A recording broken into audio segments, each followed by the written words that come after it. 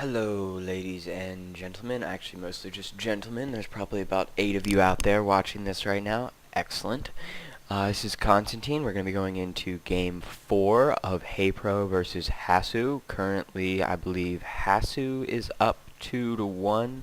Although it has been about a day and a half since I cast the third game, which was pretty epic.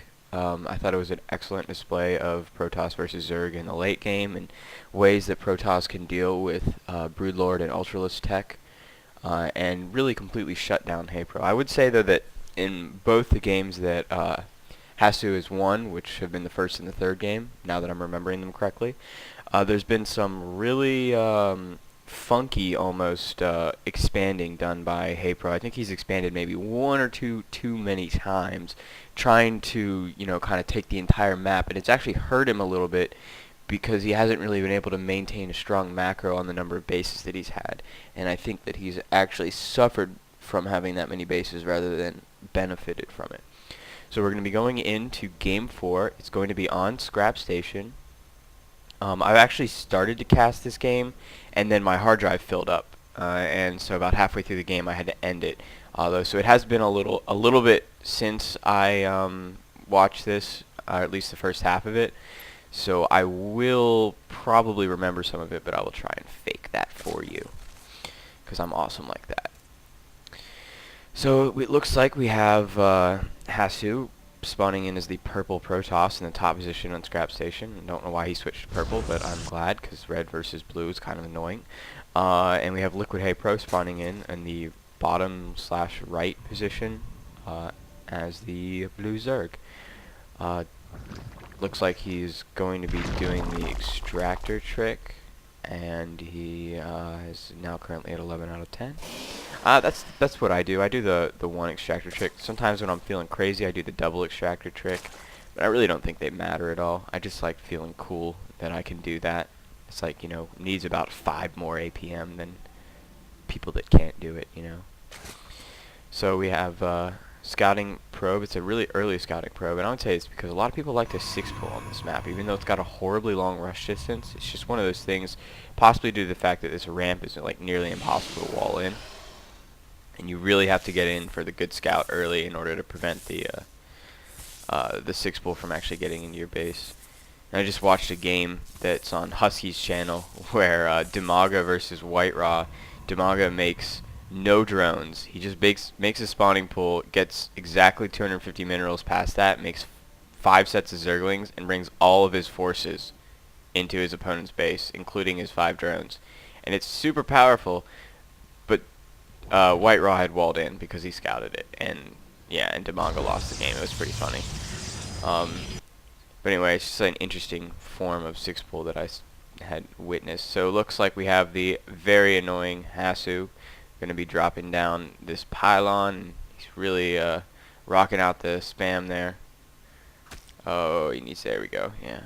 So the trick there is to set just enough rally points to, like, start making your base, and look, you can see he actually hasn't really suffered from being behind it all, and he's still using this probe, and this probe is actually at full health because Liquid Haypro hasn't really done a good job with blocking that off, and he's not even really adjusting. See, he was at 18 food when he tried to start that expansion, and now he's at 21. He's got 6 Zerglings out, and he still hasn't been able to drop that expansion down.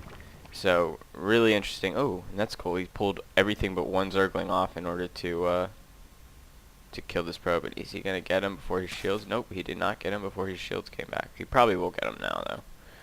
Although, with all these Zerglings moving out to try and check, looks as though Hasu is going to be fine, even if Zerglings sneak in here. The fact that he has 2 Zealots, I mean, it can easily defeat this army. So he's got his first queen up. His second queen is on the way. Probe is doing a great job of staying alive with this, as I say that he dies.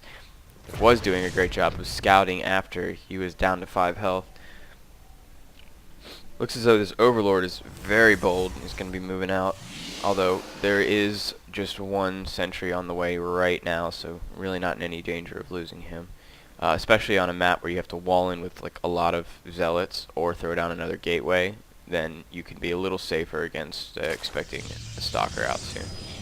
Looks like there's going to be a Forge going down in the back corner of his base. This kind of looks like placement you would put down for a Terran opponent, just because you'd be expecting scans. I don't actually like placing buildings on the outside for Zerg, because they can use their overlords to scout it. But I mean, he is the pro here, so I'm sure he has some reason for doing it. So Haypro has got his natural up, and he's got 4 drones transferring over. Looks like he's sending a scout maybe, or there's another drone coming down. Pretty good saturation. I'd say that, I don't know, let's see, they're about even in drones at their natural, but it looks as though Hasu's just a little bit behind. He's not even mining out of this assimilator, so I'm not really sure what that's for. Might have been, he might have built it just to throw off Haypro, expecting what kind of build he's going. He's got his warp gate going down. He's got 4 gates up, and the forge chrono boosting out +1. And there's a 5th gateway over there. And I do like this, because if he suicides in and he sees, oh, okay, it's a 4 gate, he's not going to realize, oh, it's a 5 gate with a +1 attack, which means that Hasu is going to have absolutely no expectations for expanding anytime soon. And we have pretty good saturation by Haypro here. He's only got 1 gas. He hasn't even thrown down a lair yet. There it goes right now. I'm going to look to see him take. There's 1 more gas, maybe another one right over here, depending on what kind of build he's going. Getting that creep extended to this sweet spot right here is very important. And he's decided to throw down a high yield expansion, so that's always going to be interesting. And with 5 gates on 1 base, you would expect to see a lot of zealots and sentries, because that's really what you can only thing you can build.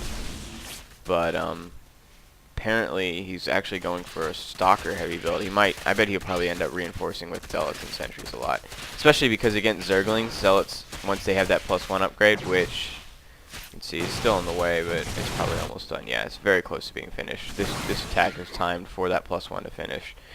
He's going to be able to kill Zerglings in 2 hits rather than 3 with those zealots, and that's very, very, very awesome. So right now we have the lair almost finishing. He's got just 2 gases, so probably going to see him throw down. There it is. The Hydra Den is going to go on down there and make a lot of Zerglings and reinforce with Hydralisks, and it'll be very strong against this army. Even though the +1 upgrade is up, Hydralisks don't really lose to the +1 upgrade all that much, not in the way that Zerglings do. So this attack's just a little bit before the Hydralisks come out, so it's very good timing. And not to mention that, ooh, the Zerglings almost spotted that pylon. Look to see a bunch of zealots warping in here once he sees how many Zerglings there are. There they are. There's 5 more zealots coming in. The thing that's nice about having the 5 gates, even though you can't really support it if you're macroing all that well, is that you can wait a little bit longer to decide what to warp in, and it's effective for players that aren't all that great, that have macro that fails. It's effective